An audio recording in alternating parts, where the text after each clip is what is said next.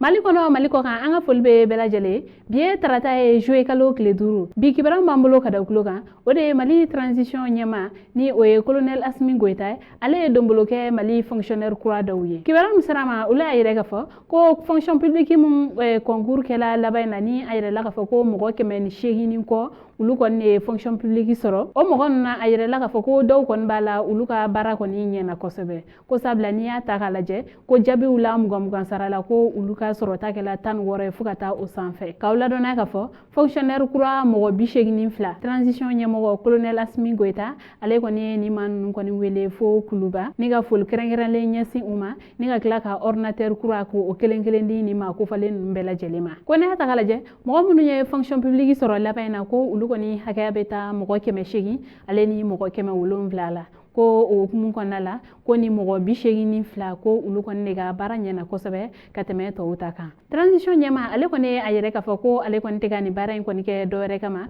ko walasa sifin jɛkulu ni ka olu kɔni caman bila baara la ko wa fɛnɛ ko ka bɛɛ lajɛlen kɔni la dɔnniya ka fɔ ko ni fonction publique laban in kɔni ko nin kɔni taliw kɛra a ɲɛma ko wa ko fo ka taa fɔ mun kɔni kɛra ko Mali ɲɔgɔndanw fɛn examen fo ka taa se nin concours ninnu kɔni ma ko a bɛɛ lajɛlen kɔni bɛna kɛ tilennenya kan wa a tilala fɛnɛ ka ci kɛrɛnkɛrɛnnen kɔni kɛ ka ɲɛsin ni mɔgɔ 82 ma fo ka taa se tɔw yɛrɛ kɔni fɛnɛ bɛɛ lajɛlen ma ko u bɛɛ lajɛlen kɔni ka u jija ka baara ninnu kɛ u ɲɛma ko sabula ko Mali jamana o jigi ye ni maa ninnu ye an balimaw ni kibaruya de tun b'an bolo ka da aw kulo kan ani ce aw ka kulomajɔ la aw k'an bɛn an ɲɔgɔnna wɛrɛ